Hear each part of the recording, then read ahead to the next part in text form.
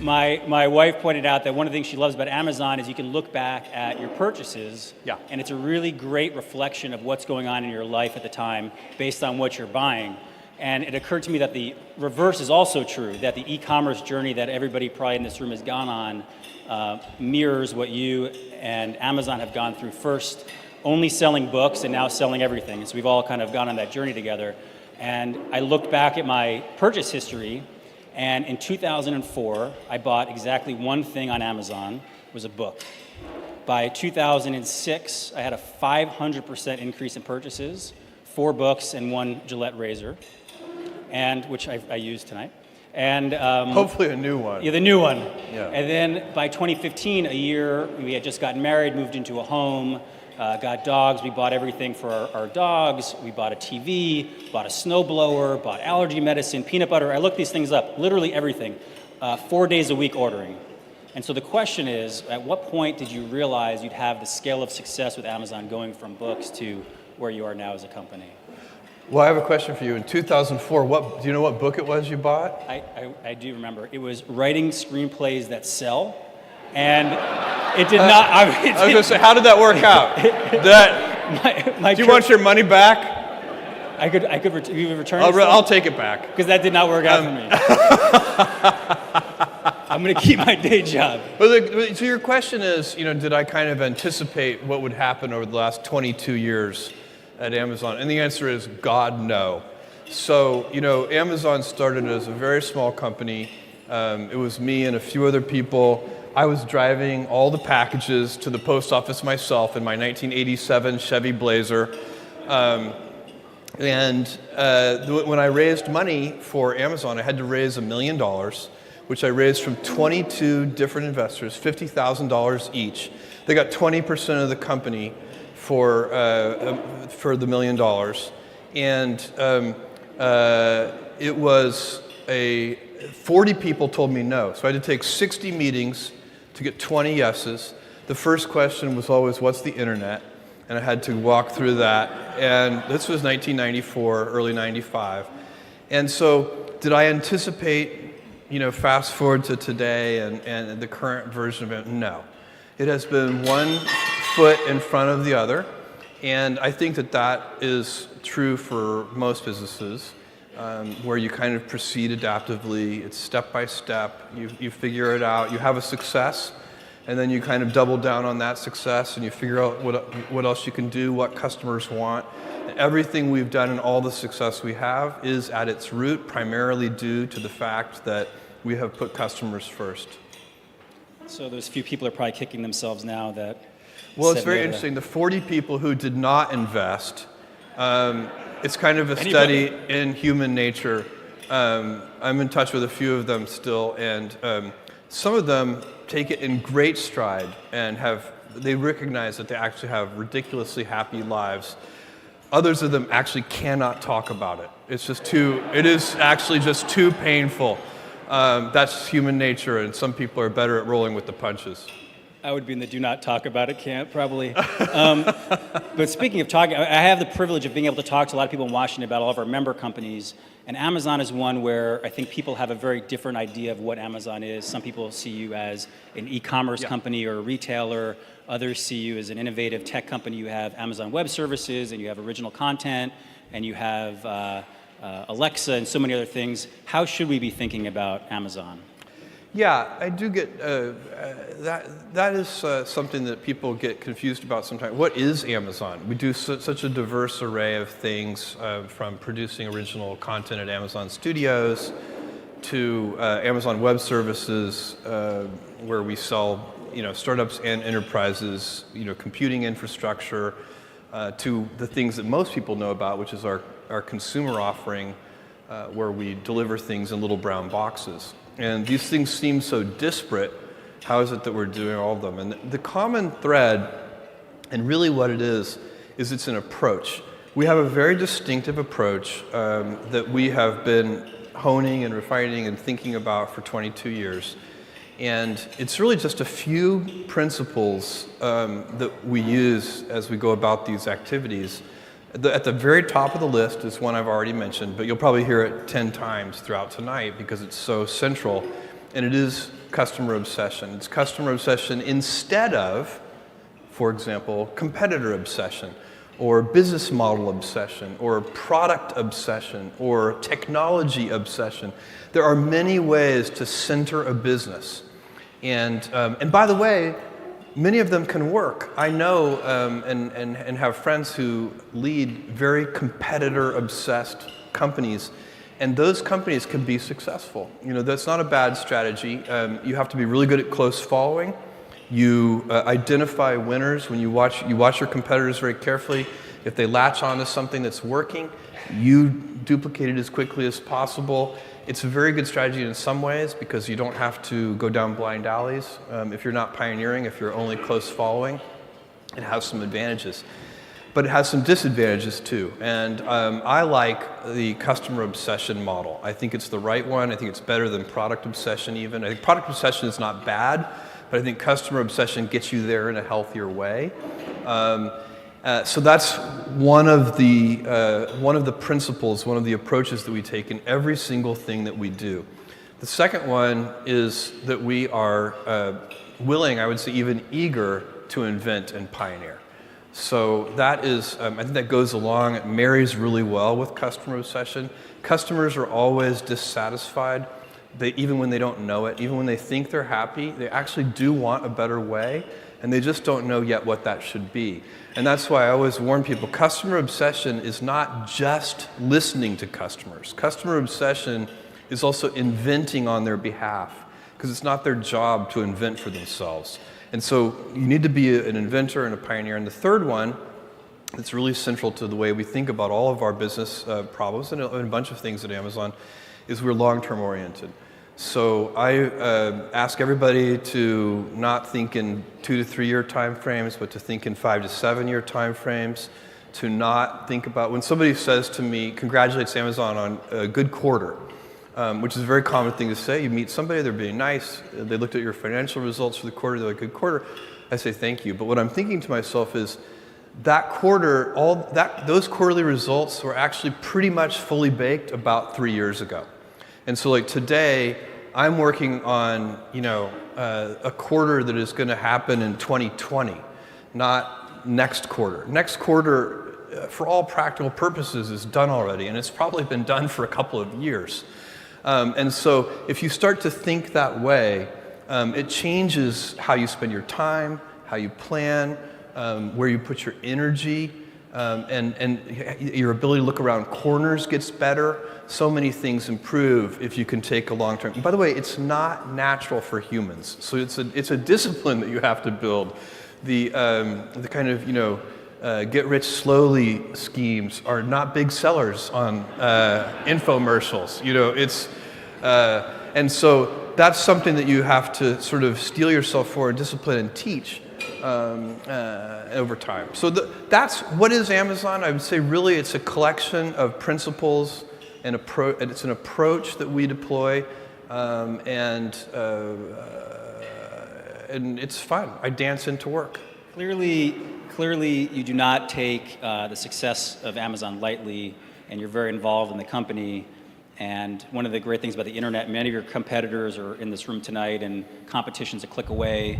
There are probably people in garages across the country trying to start the next great internet company like you did. For sure. And so what does keep you up at night when you think about the continued success of Amazon? Well, first of all, I'm gifted with sleeping really well. So the particular metaphor doesn't work for me, but I know what you mean, which is what could go wrong and what are you worried about.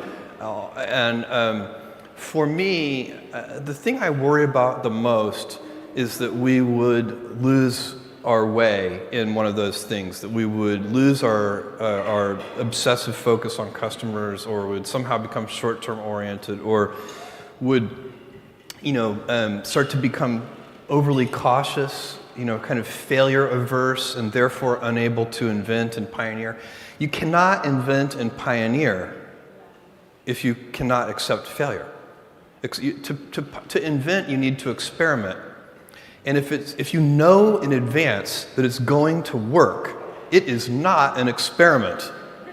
And so that's a very important thing. They are inseparable twins, failure and invention. And so You have to be willing to do that. And it's embarrassing to fail. It's always embarrassing to fail. But you have to say, no, that's not how this works. If I said to you, you have a 10% chance with a particular decision, a 10% chance of a 100x return, you should take that bet every time. But you're still going to be wrong 9 out of 10 times. And it's going to feel bad 9 out of 10 times. And with technology, the outcomes, the results can be very long-tailed. The payoff can be very asymmetric, which is why you should do so much experimentation. Everybody knows that if you swing for the fences, you hit more home runs, but you also strike out more.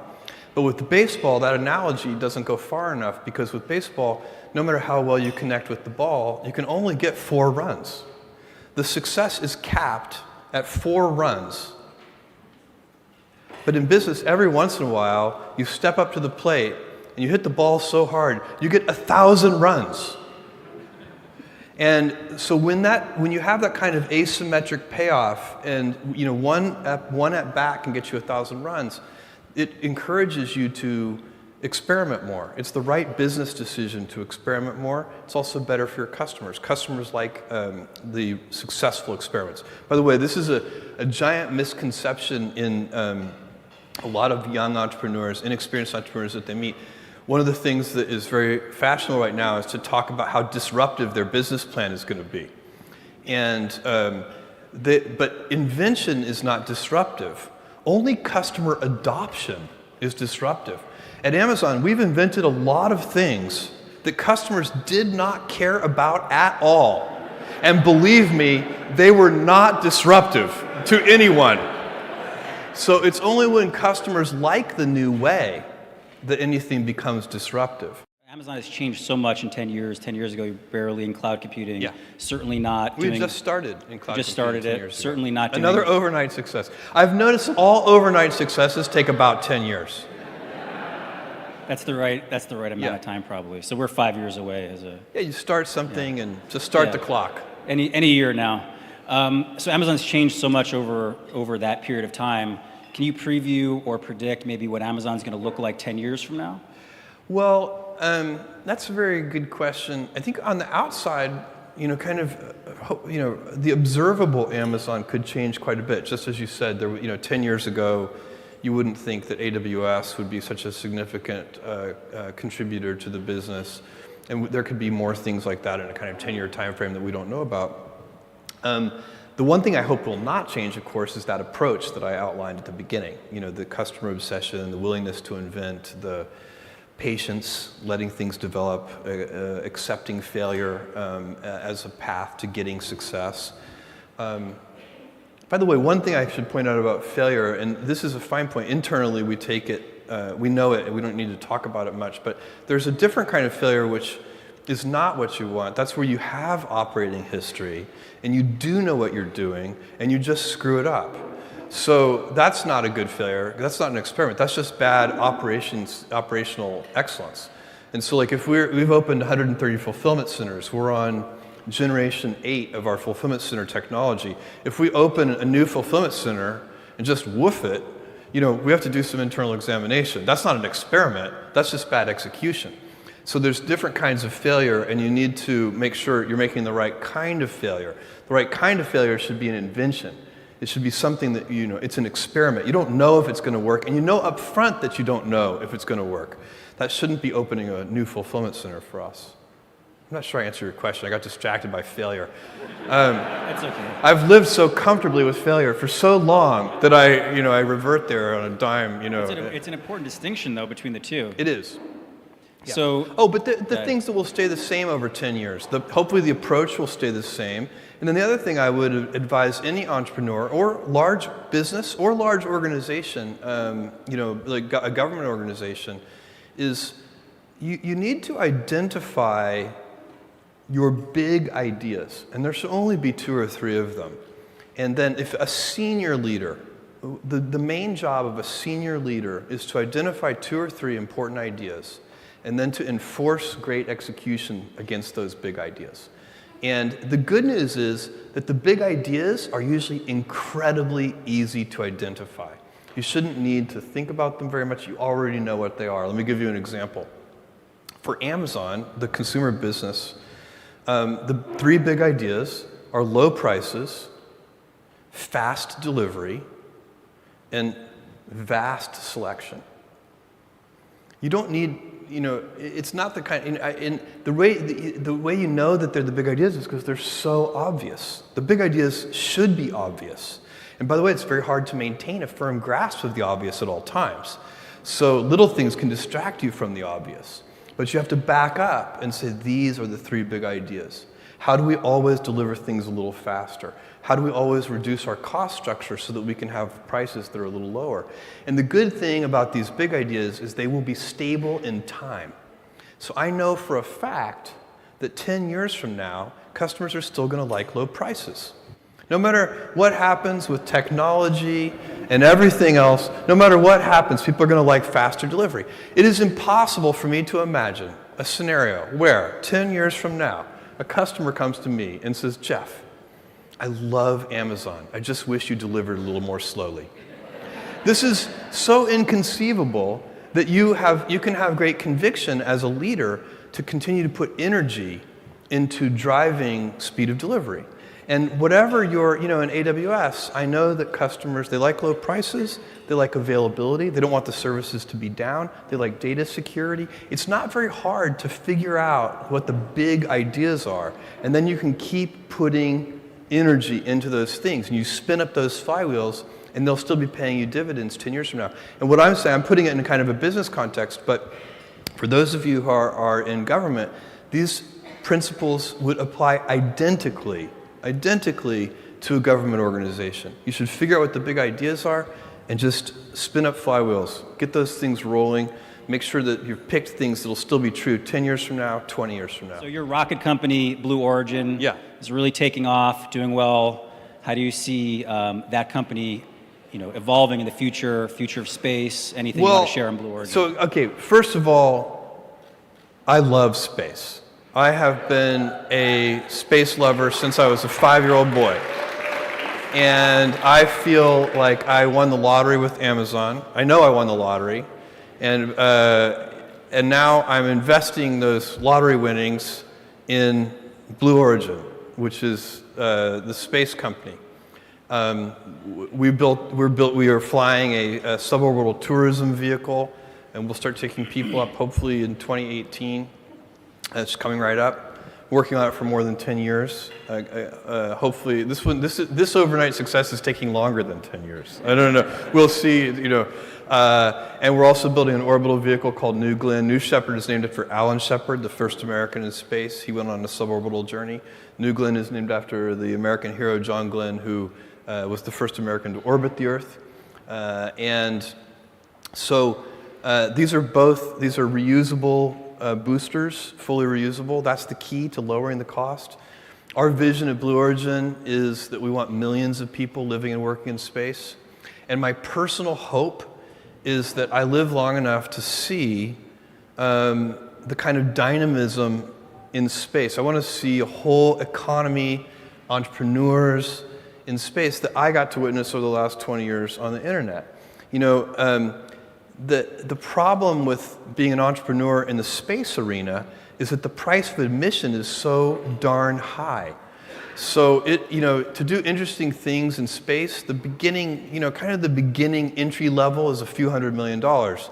So you're not going to get, 2 kids in their dorm room doing something amazing in space. Whereas that's literally what happened at Facebook, right? So on the internet, because the price of admission is so low, you can get these amazing experiments where like one kid in a dorm room does something and it turns into Facebook.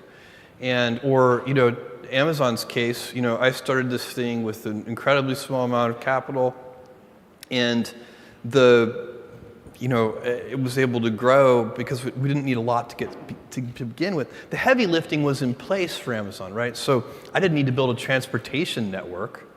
It existed already. It was UPS and the Royal Mail and the US Postal Service and Deutsche Post and so on and so on. I didn't have to build a telecommunications backbone to connect with my customers. It was there. It was called the internet. And in fact, the internet was resting on top of the long-distance phone network at that time. You guys remember the dial-up modems? Some of you do. Some of you were too young to. Some of you You should go to a museum and see a dial-up modem. What was that sound you made? Yeah. And so I recently showed a group of youngsters a payphone. I came across one, and I was like, my God, guys, come over here. This may be the last one. You have to see it. So, you know, the point is that Amazon got to rest on top of, we didn't have to build a payment system. It already existed. It was called the credit card. Computers were already on every desk thanks to, you know, Microsoft, IBM, and Apple. And, you know, but what were they being used for? To play games, not to buy things on Amazon. And so all that heavy lifting was in place. And I want to, you know, my greatest, I would have such a good feeling if I could be an 80-year-old guy and laying there thinking about my life, if I could say, look, there is now a bunch of entrepreneurs in space because I took my Amazon lottery winnings and built the heavy lifting infrastructure that does take billions of dollars in CapEx to lower the cost of access to space. That's how you get millions of people living and working. And by the way, we need that. For those of you who like to think about the future at all, you can do a simple calculation. You know, we can argue about, you know, what limited resources on Earth and so on and so on. But here's the calculation that you cannot argue with, which is you take current baseline energy usage on Earth, compound it at just a few % a year for just a few hundred years, and you have to cover the entire surface of the Earth in solar cells. So we're going to have to decide, do we want a society of pioneering, invention, expansion, growth, or do we want a society of stasis? And personally, I believe, because the Earth is finite, and if you want a society of stasis, I think it's going to, first of all, I don't personally believe that stasis is even compatible with freedom. So I think for me, that's a big problem. Second of all, it's going to be dull. Stasis is going to be very dull. You don't want to live in the stasis world. And so, of course, we're going to continue to get more efficient too. We have been. For hundreds of years, we've been getting more productive, more efficient. That trend is going to continue. But even so, we're going to want to use more energy per capita. And also, I don't want a stabilized population. I would love for there to be 1 trillion humans in the solar system. With 1 trillion humans, we would have 1,000 Einsteins and 1,000 Mozarts. It'd be an incredible civilization. Don't you want that dynamism? It'd be so much more interesting. This is for your great-great-great-grandchildren, but what kind of world do you want them to live in? I want them to live in that expansive world that is, you know, learning more about the universe and moving out throughout the solar system. So that we have to do it. And anyway, so it's fun to work on that. And you know, I won so many lotteries in my life. I have the best parents in the world. My mom, Jackie, and my dad, Mike. My mom had me when she was 17 in Albuquerque, New Mexico. She was still in high school. It was not cool. And she did an amazing job. My dad, Mike, is a Cuban immigrant who came here when he was 16 without his parents. Did an amazing job. So those are the things that are your little gifts in life. Sometimes you get, my greatest admiration, by the way, is withheld for those people, and I know several of them, who had terrible parents and still somehow made it through. That's hard. I had the opposite, so I got lucky. Well, thank you, Jeff. Let's have a round of applause for Jeff Bezos.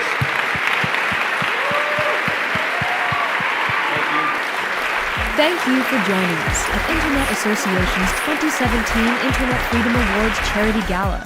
Proceeds from this event will benefit STEM programming at After School All-Stars.